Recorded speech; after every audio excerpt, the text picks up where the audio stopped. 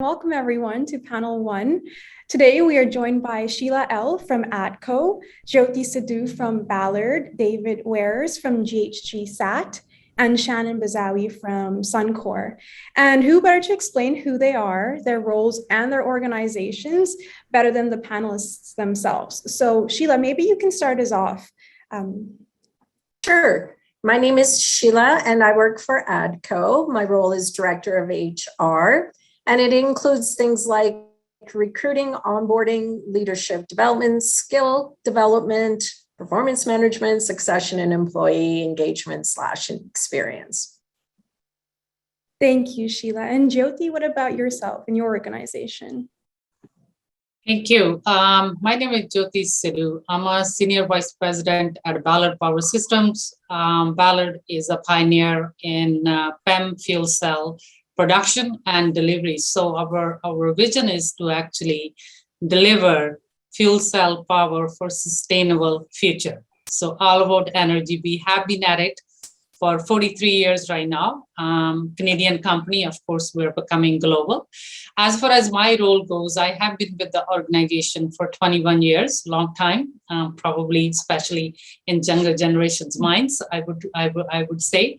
However, currently, as part of my operations role, I have environment, health and safety, quality, global quality, procurement, logistics, warehousing, etc., production, as well as equipment and facilities for globally. So quite a bit scope. Hopefully we can definitely chat about what are some of the challenges we are having and how you can, as participants, help us out with making us success in the future as we go forward.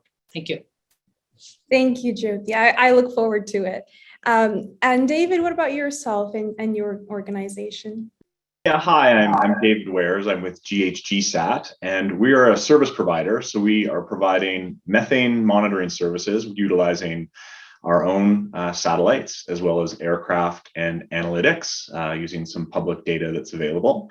We're a pretty fast growing company. I started a year ago and we had 60 employees at that time, and we're now over 100. And so growing quite quickly and looking for all sorts of people with a variety of skill sets to help us face the challenges we run into, and also help our clients, being the energy providers, find their methane emissions and do something about them as quickly as possible, because there's certainly a lot of focus on sustainability and environmental stewardship these days. And so we're well positioned to assist them with that. So looking forward to the discussion. Thank you, David. And lastly, but absolutely not the least, Shanyn.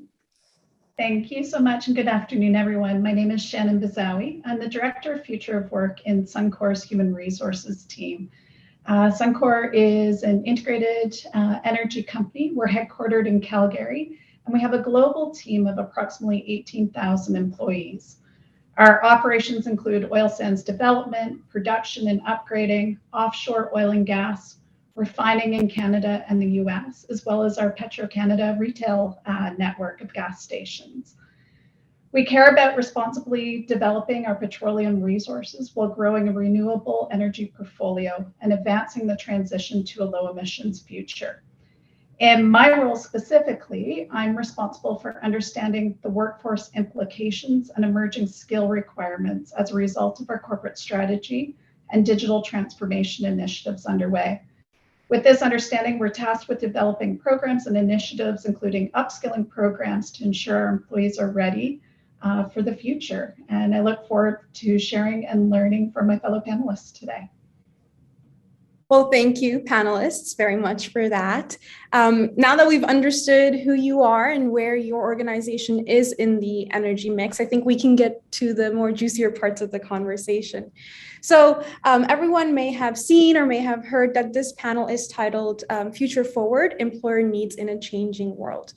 But what exactly is a changing world? And I think it'd be interesting to start off our conversation by exploring these changes within your organizations. So Shanyn, maybe we can start with you, given that Suncor began as a traditional oil and gas entity, for example, the first commercial oil sands development, I believe, but then since you've transformed and now continue to transform to something much larger, such as now you have the largest ethanol facility, I believe. So could you walk us through how you see your company evolving in the next 5 to 10 years?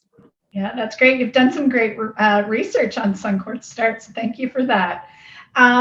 You know, how I see our company evolving over the next 5 to 10 years, oil sands development will remain a critical component of our business. But we'll also begin to grow new lines of business in low carbon fuels, electricity, and hydrogen. This will allow us to balance maximizing value of our base business and energy expansion investments. An example of our commitment to a low emissions future is last year, we announced a partnership with ATCO to collaborate on the early stage design and engineering of a potential world scale clean energy project near Fort Saskatchewan, Alberta. If this project moves forward, it'll produce more than 300,000 tons per year of clean hydrogen and reduce Alberta's CO2 emissions by more than 2 megatons per year. So that's a bit of an example of where we're headed, continuing our base business, but also starting to balance from an energy expansion and a low emissions future. Thank you, Shanyn. Maybe Sheila, I'll hand it off to you since there seems to be some collaboration going on. Yes, we have a number of projects, and that being one of them. And so just to give some background on ADCO, ADCO has been around for 75 years. So we're looking forward to celebrating our next 75. And that means having a strategic focus on cleaner fuels, renewable energy, energy infrastructure, storage, and energy efficiency. As those of you who don't know ADCO, we are a global company with over 6,000 employees in the space of electricity, gas, and as well as structures. We also are involved in camps that we would set up to help on various projects, and we are global. And so our goal is, again, to make sure we see our next 5 to 10 years, though, in cleaner fuels, renewable energy, energy infrastructure, storage, and energy efficiency. Okay. Base business, yeah.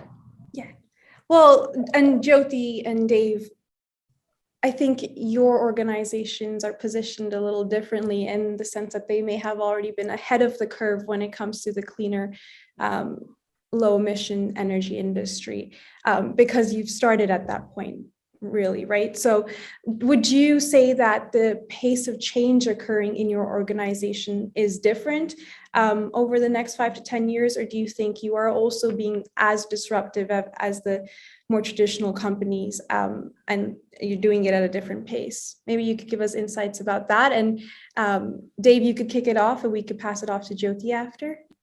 Sure. Well, yeah, and I don't know if we'll be able to talk to the pace of change, but I think that what has driven the business for us is the need from the end users. And so both Sheila and Shanyn had mentioned their base business. And so there's a great need out there for oil and natural gas and gasoline. And through all these initiatives recently, there's been a big push on sustainability.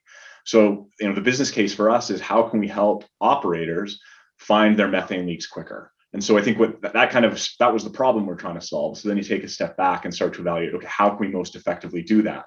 And our niche is satellites. And so there's a lot of advantages to using some information from many kilometers above the surface of the earth. You can find things much faster and much more cost effectively. And so what we've basically done is tried to fill a need with a lot of these operators, because the standard way of doing things is having an operator drive from one location to the next with a truck with, basically imagine a camcorder that looks for methane.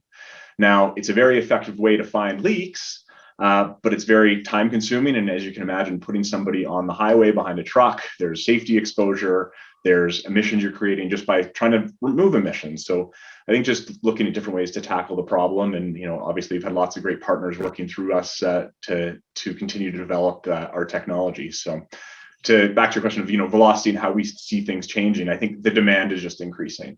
Initially, it would just be mainly the larger oil and gas operators that will be focused on our sorts of technology, but it's becoming much more mainstream. So now, everyone specifically in Canada has a massive focus on sustainability, on reducing their emissions. And so what we continue to be able to do is help with them with that. And also, a pretty good story is what we see in Canada is far and away the best from an emission perspective than what we see globally. And so that's one of the advantages of using a technology that goes everywhere. So anyway, just a little tidbit there. And Jyoti, what about Ballard? Yeah, you're right. We have started at a different pace than the other organizations on the panel, except obviously David's. However, as David said, for us, the change is twofold, right? So one, there is the pull now. And the industry is pulling, as David said. So there is a lot of change happening in the industry. In the last 2 years, it has kind of exploded, but what's happening with the policies coming out of different countries, etc. And we wanna be net zero by this. It's like so much coming out there.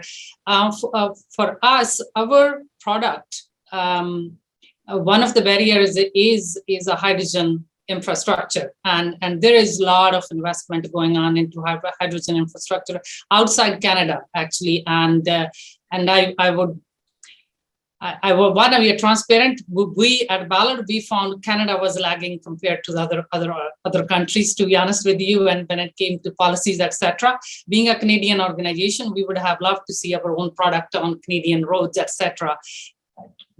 It has been we have been waiting for a long time on that front, right? So it's great to see that changes are starting to take place on that front now.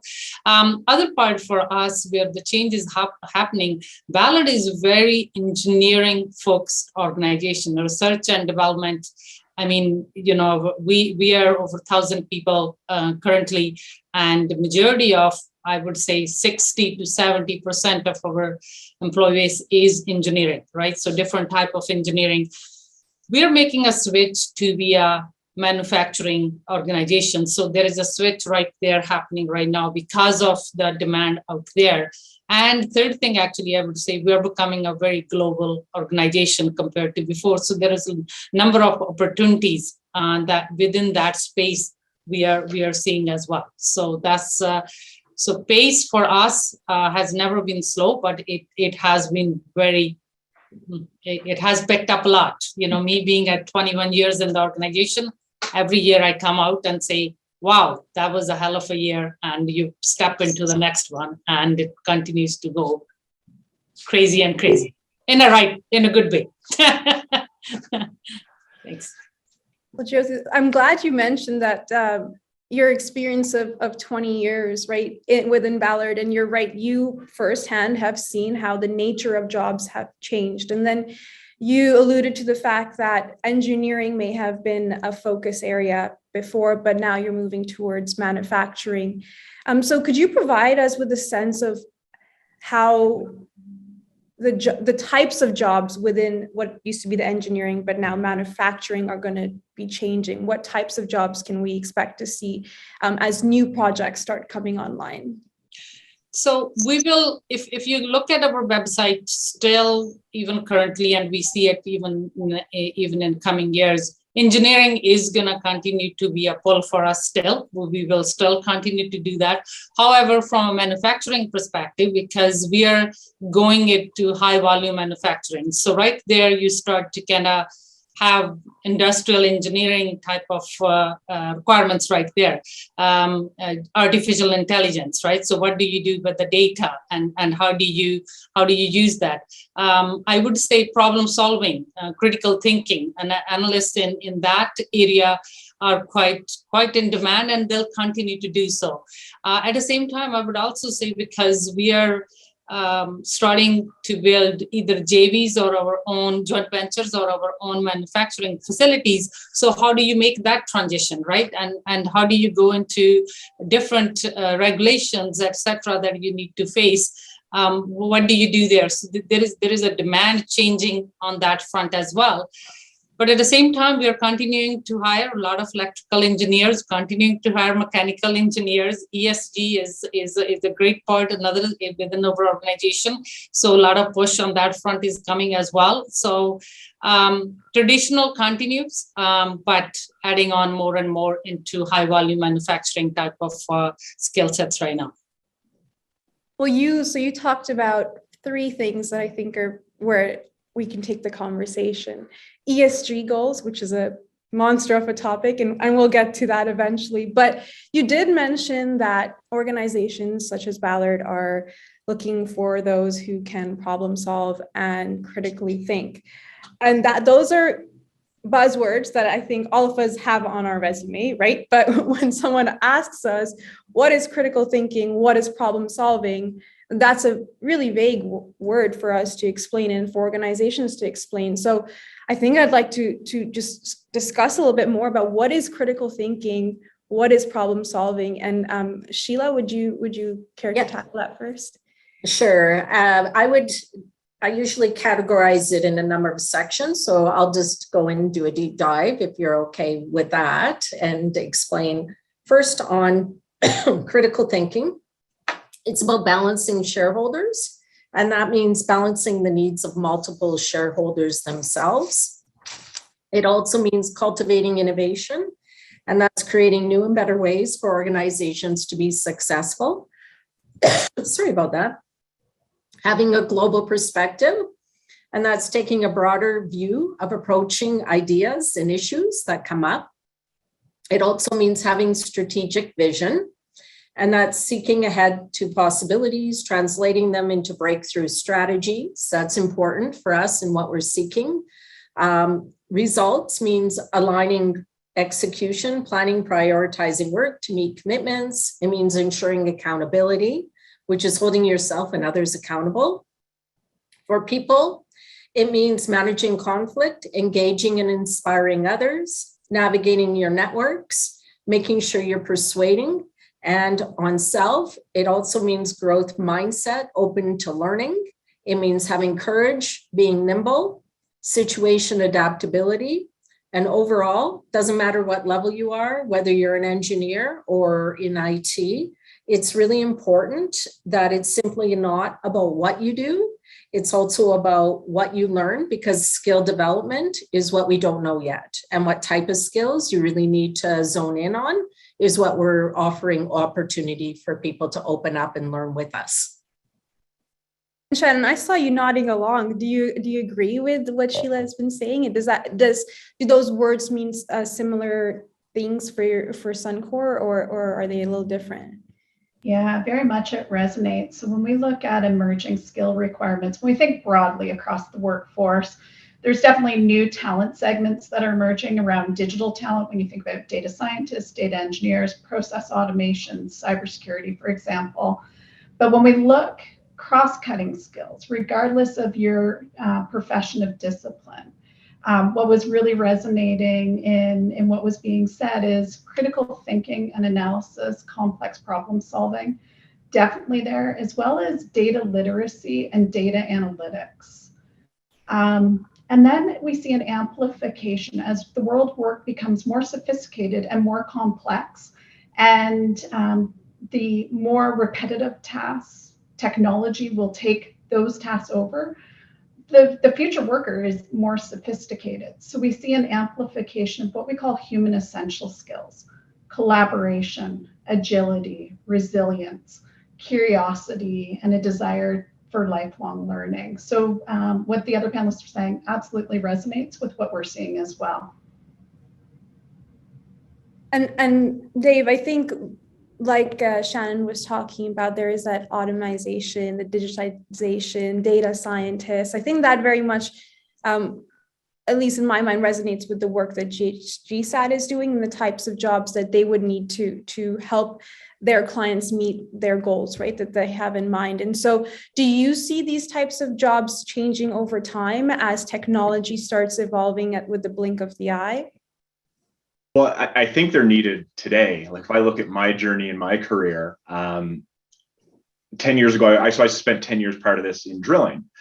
And there was a lot of capital being spent by energy companies to drill new wells or to construct large oil sands projects. And so at that time, a lot of the labor shortage was the problem solving was turning wrenches and doing, hard manual labor. And what's happened with the recent price crunches and downturns is there's been significant pressure, and that's required all these operators to become as efficient as possible. There's also been this amazing increase in data, and there's so much data out there. So I mean, artificial intelligence, analytics, there's, you could play buzzword bingo with a bunch of these, but what it really means is how do you take all this information and turn it into something useful? So without a doubt, data analyst is something that, we're obviously always looking for. There's so much data. How do you take that and present it in a way with which you can make decisions?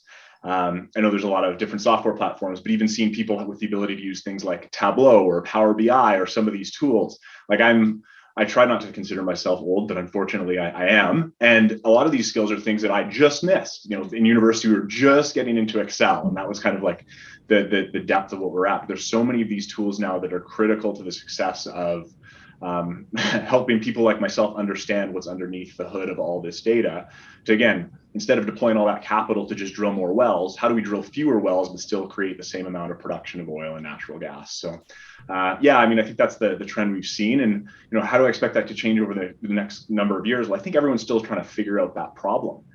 Right now there's too much data and not enough insight. So I think that's why there's such a focus on this data analyst side of things. We know there's so much more to be gleaned, and it takes that specific skill set to be able to do that. So. And everybody has shared about, skills that are overarching. And I think maybe this is the unspoken question, but I'll say it again so it's clear in everybody's minds. What I'm understanding is that skills that we have right now are very much transferable into the jobs that are coming in the future. Would you agree? Is that a fair statement to make? For sure. Yes, from my perspective.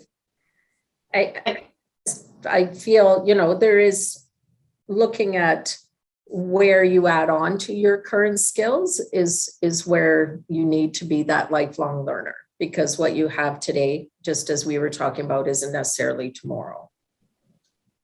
Yeah, I couldn't agree more. Skills and knowledge are highly transferable between the jobs we have now and in the future. But what I anticipate to be different in the world of work compared to when I started my career 20 years ago is that the rate of new skill acquisition will continue to accelerate. And it's going to require us to be focused on continuous learning. And that's more than just the formal 10% training. It's social learning through others, mentoring and coaching, sharing your knowledge, as well as applying it on the new skill on the job. Roles in organizations in the future will be less static than what they were 20 years ago when I started. And I think it's super exciting. I think there's great opportunity for those entering the workforce today. Exactly. It's going to be great putting up your hand and wanting to be on a project that didn't exist in when I first started. Talent mobility is another one that's going to be a huge need for when we see things arise. So having strong business acumen is going to be important of your company, what your company is trying to deliver on globally. Having that global perspective again will be very important. Yeah, from my perspective, I agree with everything that the others have said on this part. I think there is opportunity for younger generation to be coming out, which is you have skill sets that you already have skill sets. Maybe people like me don't have it, right? So how do you do that cross collaboration, and how do you teach and how do you learn, right? I'm gonna have years of experience that I can share with you about the organization, about the business side of stuff, but you also have skill sets that you're gonna bring to the table. So it's always think about it that way as well. How do you learn from each other? How do you share things with each other? And that human aspect of skills are so important. Sometimes we forget. I mean, there's a saying, all of us probably have heard it. Leadership is in shortage actually now even than before. So what can you bring it? Not just from a title perspective, but the way you lead people. How do you influence people? How do you get things done? Those are some things that are never gonna go out of style per se, right? So I think spending some time in those areas are pretty critical as well. So and learning how to network. Yes. Network. True. It's important. We have our breakout room sessions for that. So hopefully everybody can ask their questions and network and learn more about from all the employers that are willing to share their knowledge.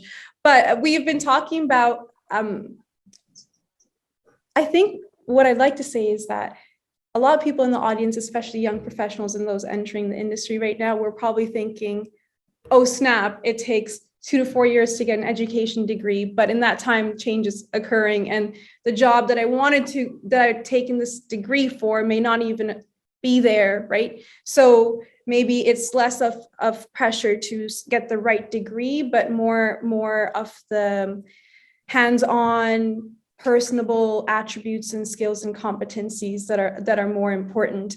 And I know Shelagh, Atco was recognized as one of Canada's top employers for young people recently, correct? And yes. Is this because of the mentorship programs that are available? It's a number of, there's a number of grassroots committees and organizations that we belong to that have helped us with that. And we have such a dynamic summer student program and co-op programs that we offer for those that are interested in working with us. And that's, everything from understanding on the engineering side to whether you want to be in finance or IT or those type of skills. So it's not just limited to the one. We also have an Indigenous relations department that we look at to help summer students, again, be able to come in and do a work term with us. So we have lots of support and educational programs, learning opportunities, ability to network, ability to practice skills that you may not have been able to in the past or through where you're going to school. So that's why we were chosen as one of the companies for younger talent to come in and work with us. And I'd actually just jump on that and say, your comment about, I'm in this degree now, what do I do? Very few people have a linear career progression. I'm certainly one of them. I graduated as a chemical engineer. I worked at Shell for all of 8 months as an engineer. I moved on to a sales role in drilling for a decade, and now I'm working in satellites. And so it's, to be honest, I think taking advantage of as many opportunities as you can is important. I managed a bar in my 4th year. I can't tell you how much more I learned about through interacting with people, those soft skills, through lots of mistakes. And certainly there are people who do, in their degree and they continue on for the rest of their careers, but I think very few do. And I think it's important to look at not just what your degree is, but what other things you can do to complement what your degree is. Based on my first year in engineering, I can tell you my weakest class was computer programming. But if I knew what I knew now, what I knew then, man, would I have worked harder on that. I see these code ninjas, like coding camps around. And I think it's just the most amazing idea and such an amazing skill that I never would have thought be important. We also look back to high school, and there was always you need to know your times tables and all this stuff. You're not going to have a calculator everywhere you go. Well, that was incorrect. So, these things evolve and these things change. And I think it's important to get as much exposure to different areas as possible because, again, there's very few linear career paths. Oh, and right now, risk management being another one of those with, just not being able to think it, but also use it with scenario planning on computer. And sorry, I'm mixing up my terms. Being a data scientist to be able to do risk management is huge right now, and having that skill that probably isn't necessarily taught through university, but through experience, you can actually see what risk means in the organization today. I would imagine, though, energy workers currently in the system that we have right now would more likely to stay in the low carbon renewable efforts than pivot out of energy entirely and go to another industry, right? And a lot of the times a tool to keep that valuable knowledge and skills accrued over time in those jobs is to engage in reskilling, upskilling programs. And so maybe it'd be a good idea to talk about what opportunities, even if you are within the energy industry right now, to not, bounce out, lose faith, but to have faith and just change, upskill. Maybe Shanyn, you can let us know if Suncor has some of those opportunities, and then Jyoti, you could come on in as well after. That's great. I'll pull on one specific example, and that's some work that we're doing on data analytics upskilling across the organization. So as an organization, as we've talked about on this panel, Suncor has a large amount of data. And we know if we utilize our data effectively through the use of analytics, we can unlock benefits for the organization. So we've developed an upskilling program to empower our employees who are in roles that are primarily focused on developing insights from data to solve business challenges. In this upskilling program, it focuses on building skill, enhancing skill, data exploration and analysis, visualization, statistics, analytical thinking. And through this learning pathway that lasts about 4 to 5 months, participants participate in self-directed learning, they do peer coaching, and at the end of this, they take what they learned and they apply it to a capstone project. And this capstone project is a specific challenge that they determine at the beginning of the program that they want to solve within their team or within their day-to-day work and apply the learning to it. So typical individuals in this type of program are engineers, are field engineers. So you can see, dedicated their undergraduate to engineering in their 4-year or plus programming, but continuing to upskill as we go. So I think that's just going to be the trend in the future. It's the piece around how do we continuously learn and grow and contribute. Yeah, from Ballard perspective, so I'll just start it off with what we have been kind of doing before, and where are things kind of changing for us from a people and culture perspective. So we have been pretty strong when it comes to cross-training our employees to make sure that they're kind of understanding what's kind of going on as well. But we also have done programs into Lean Six Sigma type of programs because operations comes right into that path. And we have actually had over, I think at that time we were only 600 people, and we had 70 people who were certified to these black belts, yellow belts, etc.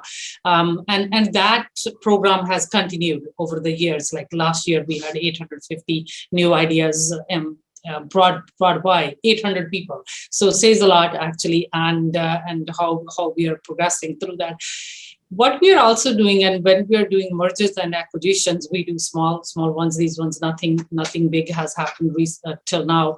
But we always look at it. What kind of skill sets are we trying to bring in as well, and how do we pair them up with our current employee base? Because what's happening, we are growing as an organization, right? So in last 2 years, we have added 350 people. Another 200 people we need to add. So it's like, we have current people, we bring in either the trainers per se, and we try to do it that way, or we actually hire employees. Other thing that is happening with our people and culture organization, we actually hired specific, I would say, specialists who are kind of looking at from learning and development perspective, what we need to do differently going forward. Because even in our manufacturing, upskilling is becoming pretty critical, because we are going with high volume manufacturing equipment. You need different type of skill sets what we had before, where we had very project-oriented type of work and very specific skill sets that were required. Not anymore. You need to bring a standardization. So that's where things are starting to change for us. How do we take people there? And honestly speaking, most people do want to change, but there are going to be some people who don't want to do it. Then as an organization, you got to figure it out.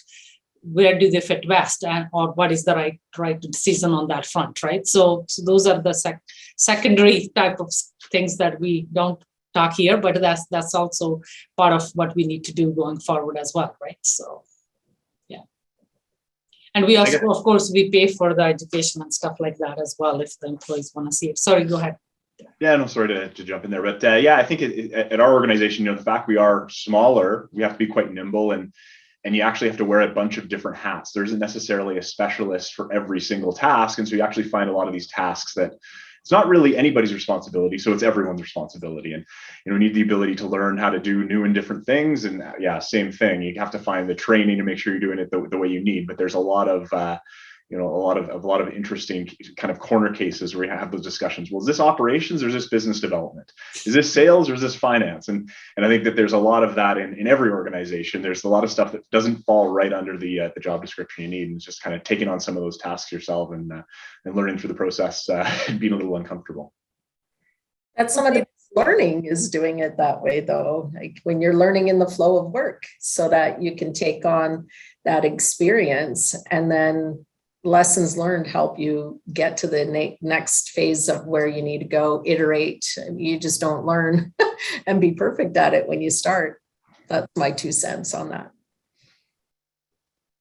Well, I was going to echo David's thoughts, and Sheila, I think you echoed them for me, is that this reskilling, upskilling is on the job learning sometimes when you are forced and you put into new circumstances, which are foreign to you, but that doesn't mean that you can ask individuals questions. Everything's online nowadays. You can take courses, right? And do that extra work if you personally want to grow and contribute to this transformation occurring in the industry. But maybe now we can talk about somewhat of an elephant in the room, or a major piece that influences everything that organizations do nowadays, which is the environment, social, and governance framework. And I wonder if the emergence of ESG frameworks is impacting the types of jobs available because of the commitments certain companies are making. So they have to start making those operational changes, as well as the hiring practices for those jobs. And so, Dave, I know you talked about when the organizations themselves are making those commitments, that really means a lot for your organization, because there's a knock-on effect over there.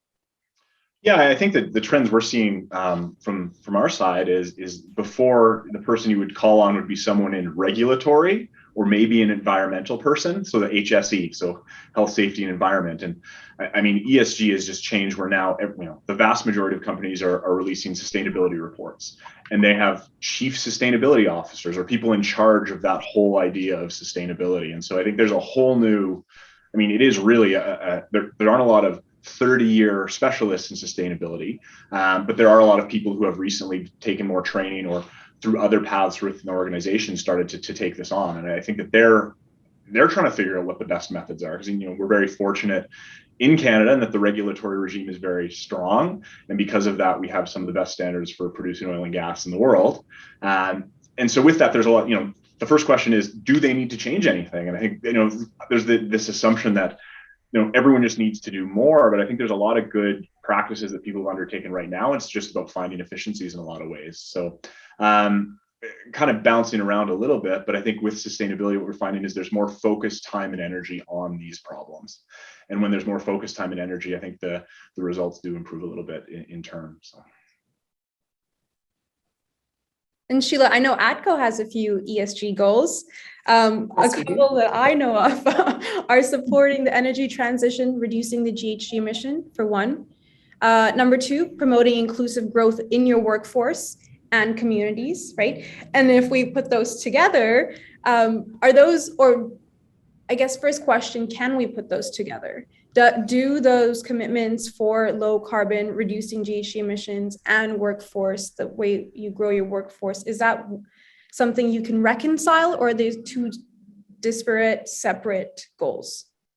I think you can reconcile it by having it stand up with purpose and ensuring that you're a good corporate citizen when it comes to being purpose-driven through ESG. And it can include the E and the S, because that's what you were speaking to, is the E and S.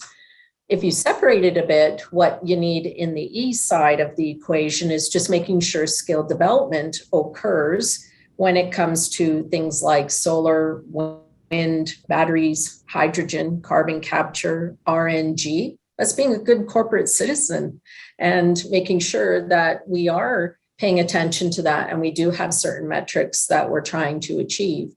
On the S side, it means we are conscious about ensuring we have a healthy and diverse workforce.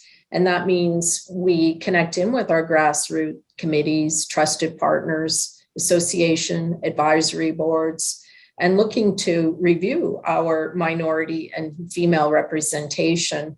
And their responsibilities like listening, learning, focusing on our hiring practices, and making sure we're getting feedback so we continually improve that, and that we do check in with those that we've connected in through the right associations to find talent. So hopefully that was my long answer to your question about how you bring the two together. And Shanyn, for Suncor, you've also been making big strides in your commitments to sustainability and climate. Just as an instance, obviously there's much more, but how are your commitments having an impact on the types of jobs being created within your organizations? I think a lot of connection to what the other panelists said, and I think what we see and where the shifts have come is, I would say 10, 15, 20 years ago, corporate social responsibility was the job of a very small department. And now it's ESG is a requirement across the organization. So increasing level of understanding around our commitments across our workforce and how that comes to life in each employee's job is becoming pretty core to base business and what it means to be a good corporate citizen, as Sheila had said. Jyoti, did you have anything you'd like to add about Ballard's interaction with ESG frameworks when it comes to their jobs and their workers? Yeah, from our side, it's interesting. Our products make other organizations, wherever the product goes, it really plays a role into their sustainability, or ESG for that matter, perspective or their goals, right? So it's all about zero emissions. However, what we really wanted to do is look at our own operations. So what we have is we have a goal to be carbon net zero by 2030, and so we have a ESG team that's being built currently. Like we had, again, as everybody else said, within our organization, it was more grassroots type of work that was being done and how we were reporting, etc. And a lot of people at Ballard, because of our purpose, are pretty driven when it comes to ESG, etc. So everybody was already in that mindset, but we have decided to make it more structured. It's one of our 5 pillars now going forward, ESG, right? So and a lot of work is being done in there. Can you to your point, can you actually merge both of the 2 types of goals, etc.? Of course, you have to, right? So ESG is a framework that how you bring it together. You might have to look at processes a little bit differently. But if going back to Sheila's point, if you are a purpose-driven organization, things do start to fall in place. Does it mean that you need to change your processes a little bit compared to before? Yes, you do. But that's part of it. That's how it brings value for the organization, right? So, okay, panelists. Well, this is all great. Cool technology, projects that are good for the environment, skills are seemingly easy enough to attain. ESG frameworks are a blimp, not a hurdle. But I think everybody's thinking, like, show us the money. And in Western Canada, we have traditionally had high-paying jobs in the oil and gas sector, right? And so that's what everybody's learned to expect and learn to live that type of lifestyle with the comforts. And so as the energy picture changes, what is likely to happen with compensation? Is it still going to be high-paying jobs in the same location? Who would like to tackle this monster question first? I can get it out of the way. I mean, I think if I look at what we're after, we're looking at software developers, we're looking at data analysts. Well, everybody on the call is looking for that. And it's not just on this call, and it's not just in energy. You're competing with Amazon, you're competing with Google, you're competing with all these different companies. And so I think the compensation has to be competitive.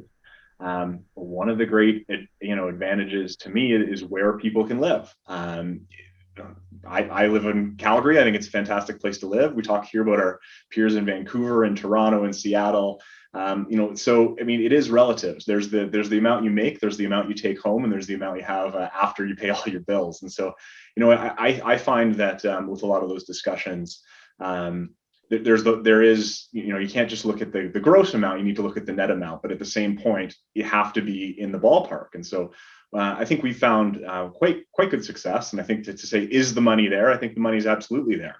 I think there's lots of parts to that equation, though, and you have to look at the full picture of someone's compensation and where they live and their costs and those sorts of things. So anyway, that's my 2 cents.